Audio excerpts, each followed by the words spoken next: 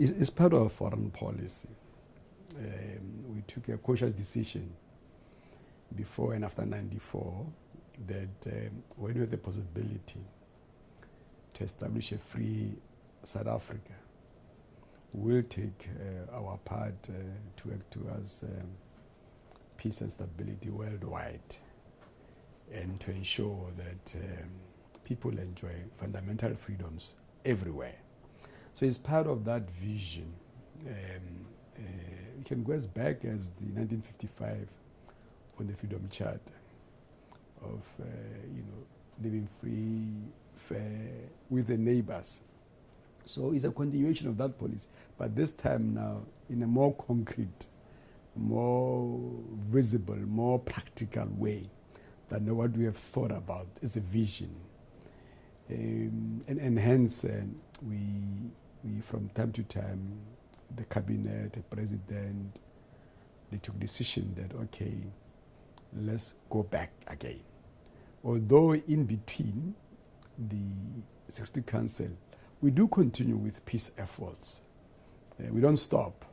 It's just that when you go to Security Council, give it a chance to shape the policy, the decisions to be taken, whilst you do it every day, every year, even if you are outside the Security Council.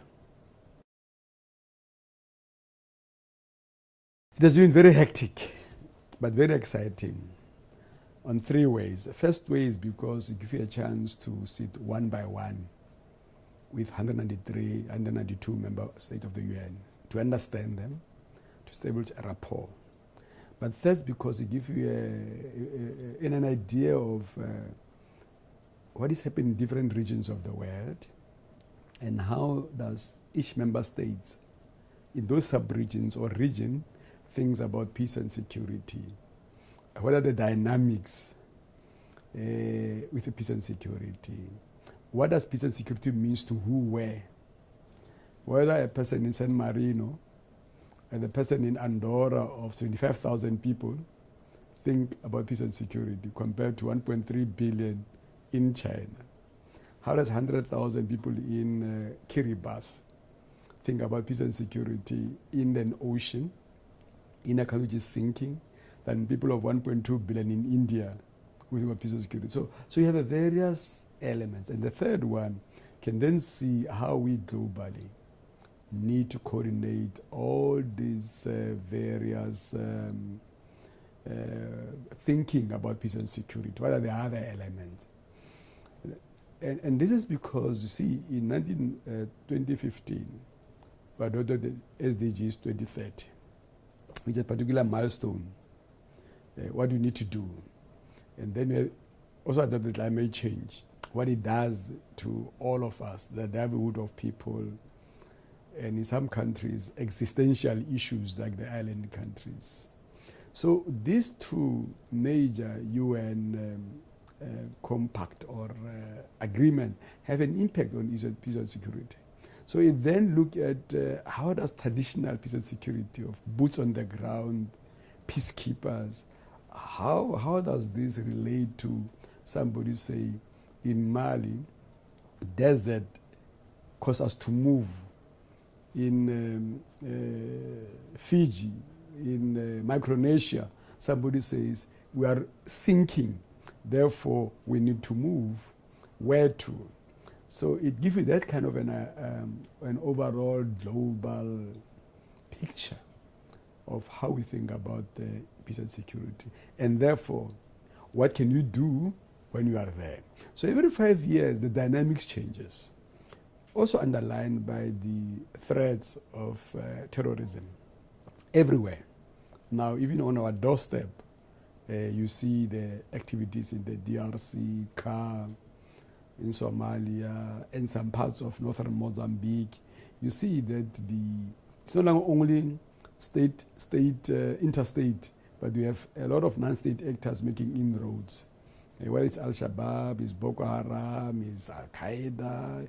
So you have a lot, mushrooming and proliferation of these issues that impact on peace and security. And therefore we need to adapt the way we deal with the issue of peace and security. normally you are expected to get 2/3 majority, which is 128 seats from 193. And I'm sure that we have done. So the question is not the majority. The question is how much more above what is required as a 2/3. And this is where, can you get 50 more, 60 more? Can you get 70 more? You know, that is where the thing is now. But 2/3, I think we can prepare champagne. That one is okay. The challenge for most member states in South Africa is that, people want you to get the biggest majority. And now you see in 2007 and 8, you get 186, which was huge. And 2011-12, it was 182. There's a small decline. So the question is, are we going to decline further, or are we going to? So that is a challenge for this third round, not for Jerry, not for us here, but for the country as a whole, because I'm aware there is a huge work done by the president, the minister, the envoys, the department, and my colleagues all over the world that are going to the host countries, that are getting support. So it's a national action. We are just a small front line here to make sure that people will move to the GA 10 o'clock Saturday to go and press the vote, to make sure that everyone, even those who are not well, at least they take some Panado, painkiller, but go to the hall and vote. Then they can go and sleep thereafter. That is what we are doing. The PGA exactly 10 o'clock on the 8th called the GA to order, and then announces that according to this rule of the General Assembly, the meeting will then consider these items. In this case, the voting for the non-permanent member of the Executive Council for Africa, Asia, Western Europe, and the GRULAC in the Latin America and the Caribbean. So they will then announce the order, whether it's said with Africa and Asia, and then they come with Latin America, the order on which. So the President of the General Assembly will then say, I have designated the following countries to be the one who will be counting their ballot papers. I have asked these countries to be the one that is carrying the ballot box to each and every seat where members will be asked to make a cross, close the ballot box, and then those designated, normally escorted. So we normally have two people, one carrying the ballot box, one following to make sure that indeed you put only one ballot paper inside, not two, as requested. They collect them, return to the podium, and the President of the General Assembly then announces that I'm going to adjourn the meeting for 20, 15 minutes or 30 minutes to go and count the ballot papers. Retreat, call a meeting to order, and announce how many people were physically at their seats, how many voted, and how they voted. Abstention, against, for. Once that is done, they announce the results. Right? At that time, the minister is not in the seats. It's the permanent secretary who does that work. The minister is in the holding area, in the Indonesian lounge behind the stage. So once it's announced, if South Africa wins, the minister is then escorted to come to South Africa seats, as the boss to accept the results. Then thereafter, at the end of all these things, all those elected will then move the General Assembly Hall. As they move out, the cameras are waiting there. And they all are given the chance to say one or two words, thanking and say, we're going to do the following. That's public diplomacy role. And then, of course, celebration starts from there. For those who have been voted, then people come, it's a line form, they come and congratulate our minister, you know. And that ends the day for voting. Then the tough time starts. What are you going to do? What is the program? What are the issues? So that is the most tough. You know, winning is tough, but not that tough when you have a clean slate like we have. I went through the record in 2011, 2012. I think we make something like close to 800 statements. 800 statements in 2 years. 782 statements speaking there. Now, to produce a statement at the Security Council, it takes effort. So we can see there was such a huge capacity in our mission to produce those statements, including prayers and everything. So that is the challenge. So it means you have a huge backroom support services on each and every agenda question. Secondly, look at the voting patterns. I think we've been very consistent from 1994, consistent in the Security Council, consistent out of Security Council, consistent in the Security Council. So I think our policies are predictable on the issue of human rights, on mediation, inclusive dialogues everywhere, the issue of reconciliation, the issue of interstate harmonious relations, protection of women and children. I think we've been very, very consistent on these policies. But also comprehensive Security Council, meaning post-conflict, let us build peace and make intervention in terms of economic issues, institution building, expansion of democratic principles and policies, election processes. So I think South African policy has been very consistent. The challenge is that at the Security Council, there are powerful 5 countries that wield veto power. Just one of them can frustrate all these policies because of selfish national interest or perception from their part that these resolutions do not advance their national interests. So that is the most difficult part. Secondly, the most difficult part is I support you, but for a different intention. I mean, support you so that so must not come in. So once we agree on a resolution, and that is the lesson, my interpretation is based on how I supported you. So he must support you for different intention. And I might not be aware that you support me because of its intention. Then when you agree, implementation differs. And I think that was part of the Libya resolution, that we agreed on it, South Africa, other countries, for good intention. But some had other intentions, and they didn't show their hand. So you see this very good intention. And once you agree, interpretation differs, because that's what they wanted. It's not what you wanted. So I think part of the lesson is to be awake to this kind of issues and see the intention behind the support. So that's very important. The third one is, in the past, there's a lot of different Security Council, but people could have dialogue. The current one, the atmosphere is very toxic in the Security Council. You can see there is a lot of tension. So unlike 2007 and 8, 11 and 12, the environment is slightly more complex, more difficult.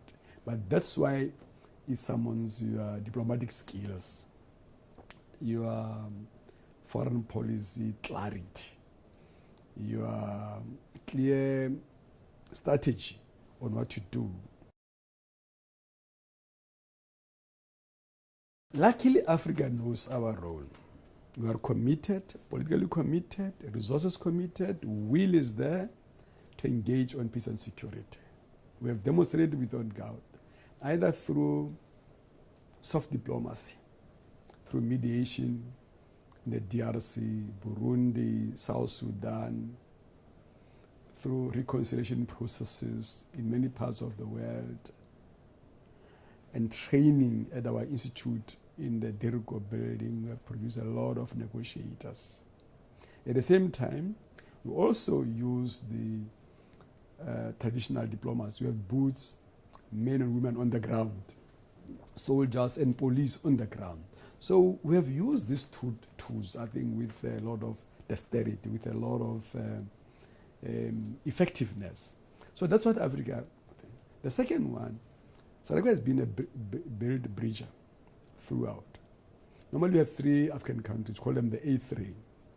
So what I saw Ambassador Khumalo did in 2007 and 2008, and Ambassador Sango did 2011, 2012, was to make sure that these 3 African countries, even if they don't agree, they have a dialogue, they coordinate, backstopped by the AU Peace and Commissioner, by the AU Peace and Security Committee in Addis Ababa. That there's been an alignment of the agreement by the head office of the AU and what is here. And of course, there will always be national interest issues, but sometimes we look for the larger continental work. Luckily, now we have a framework agreement between the UN and the AU, and thanks to the previous colleagues who were sitting where I'm sitting, to make sure in 2007 and 2008 we pass a resolution that encouraged the UN to deal with regional organizations like the AU. In 2012, we strengthened that. Now, in 2017, the AU Secretary General, Commissioner, and the Secretary General of the United Nations signed an agreement to enhance peace and security. So there's a framework now. And this year we had more content with the framework, including the economic cooperation. So apart from trilateral mechanism and coordination of the 3 non-permanent members of the African Union in the Security Council, apart from our determination in South Africa on peace and security, using a lot of instruments and mechanisms, now at the UN that this strengthened relationship. And more so, we have, additional to us, we have the former Deputy President, Phumzile Mlambo here, who, with the UN Women, have complemented our efforts with more programs, more activities in the African continent to secure, to protect women and children. So it has, we have added more. Now we have the Bien Scavanas, is Under Secretary General for Special Advisor for African Affairs, OSA, from Namibia. So I've been talking with her to say now, through that office, through the office of former Deputy President, UN Women, our efforts, A3, and the framework, I think we have enough infrastructure. And we can then mobilize these capabilities to have a very positive impact on peace and stability in the African continent. So I'm sure with this we can then mitigate the complexities within the UN Security Council. The question is, how do we keep this together? And how do we make sure that we have a common cause? It's a lot of convergence in what we do. That is the task, I think, that we need to begin to think of, plan for, and execute meticulously for the next 2 years. The Africans in 2005 adopted what is called Ezolini Consensus and say this is our position on the reform. We've been doing it, either we are inside or outside Security Council. In the Security Council, we'll use what is called working methods of Security Council. We know what we call E10. Those are the 10 non-permanent members. Because Security Council has 15 countries, 5 permanent and 10 non-permanent. They call them visitors. You visit for 2 years, you go out, you keep on visiting. These guys are there, so they see visitors coming for 2 years, so you go, So we have been saying our experience, being there twice, going there for the third time, tells us that Security Council needs to be reformed. They make historic arguments of injustice to Africa, but simply because, South Africa was at the founding of the United Nations in 1945 through General Smuts. We were there. We were only 5 countries, only 5 African countries. South Africa was one of them. So being at the formation, and he made a very good contribution, General Smuts, on the Charter of United Nations and shaping the Security Council mandate. So we've been saying, look, we've been there, South Africa, of course, albeit through different administration, but the fact of it is that we've been there, except at some stage, correctly so, South Africa was expelled because of apartheid. But we know the UN Security Council longer than many countries in the world, because we were there at the beginning. So we said we're 45, 46, 1945, 5 African countries. Today we are 54 African countries. We're 193. So we have increased almost 4 times. But you still have the 5 countries who are the victors. These were the guys who say, we have won the Second World War. If you look at who are they, think we have won Second World War. But you say, oh, we contributed. We fought fascism as South Africa. As Africans, we suffered also. So you can't say only you won. Of course, we fought under the Majesty, the Queen of the UK. But the question is that we fought. We contributed towards peace and security. More so with political will, capacity to contribute. And then we say to them, in many conflicts, we have been there before the UN was there. Burundi were there before the UN was there. We made peace in the DRC before the UN even thought about it. We're in South Sudan. So we have been in a conflict before the UN. And the Africans have created the capabilities around the AU. We now even have regional brigades to intervene. So we have taken over the responsibility to deal with our problems. So you can't say the condition of 1945 prevails today, when the Africans now have created institutions, capabilities, policies to deal with the peace on their own. The UN just come and help. Before the UN was taking initiative, the Africans are taking initiative, therefore they must recognize that thing and then let the Africans be members of the Security Council as per Ezolweni.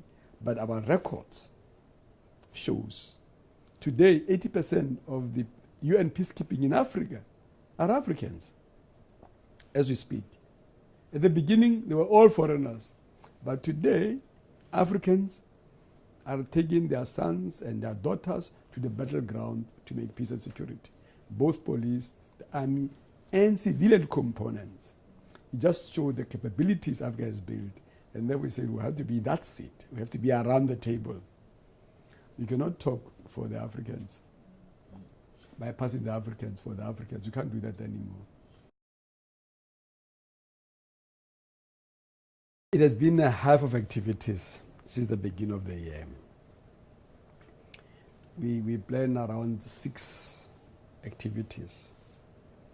In March 21, Human Rights Day, we launched what is called the Group of Friends Against Racism, co-chaired by South Africa and Belgium, to remind the people of the Nelson Mandela's views on human rights, values, and position. It was well attended. There are over 40 member states who have joined this group of friends. And we run with a resolution in the General Assembly every year around this question. Then we dedicate this year Freedom Day celebration, May 26, led by the former Deputy Minister Aziz Pahat. We branded, we show the videos in a well-attended National Day. Around 500 people. All my colleagues from the United Nations and from outside. And then we went to the Africa Day, May 25. Again, at the same issue, show the video of Nelson Mandela. Everybody talk about Nelson Mandela. And then we go to July 18, the real 100 years. Secretary General, President of the General Assembly. I'm told also Mayor de Blasio will be there and other prominent people. And then we'll go to September 24, a dedicated UN special summit. It's called Nelson Mandela Peace Summit on the 24th. Last year, December 22, General Assembly passed unanimously a resolution to say we will meet a day before the normal session of the heads of state to remember this icon, this leader of our times, for what he stood for what he articulated. So we have this peace summit, and they've asked South Africa through the mission year, together with Ireland, to facilitate an outcome political declaration document. We are working on that document now. In fact, in the afternoon, I'm chairing another session. Look at this document. It will be a political declaration. In the morning of 24th, there's going to be unveiling of the statue of Nelson Mandela at the General Assembly. And then the leaders walk into the General Assembly. At 9:30, we start the ceremony until 10:30 of the Peace Summit. And then we have speaker after speaker. We are anticipating around 90 to 100 leaders to take the podium that day. We're still looking at the modalities, because we said 3 minutes in the resolution, but nobody will speak for 3 minutes. So we are trying to work with the conference facilities. I'll be meeting member states 3 times before that to appeal. We cannot have all 193. It's impossible. Otherwise, it's going to run way in the evening. And yet the following 25th of September must start the normal UNGA. So we have to finish by 6, latest 7 p.m. on the 24th, so that we can then prepare the stage. So what we are doing now, we are managing the outcome document, political declaration, and the actual minute to minute of how this summit will pan out. When we finish, we're working now with the global citizens. There's a 6th project. 2nd of December in FNB. That bring 90,000 people. Guys from Hollywood, all musicians, leaders are invited from all over the world. We all trek down to FNB. There's a grand finale. The global citizens, people will be pronouncing themselves about Nelson Mandela. And I think there they will also take citizens' declarations to make sure that the legacy lives forever. And I'm sure they're going to commit to some projects, a legacy project in South Africa. And we regard this one, together with the Summit of Nelson Mandela, as a major intergovernmental process. Of course, we'll have Nobel laureates at the UN and everybody, but to have in South Africa, organized by the global citizen based here in New York, and bring all these key musicians, we think it's a fundamental goodwill for South Africa and a great remembrance and finale on how we celebrate the legacy of our leader, of our icon, President Nelson Mandela.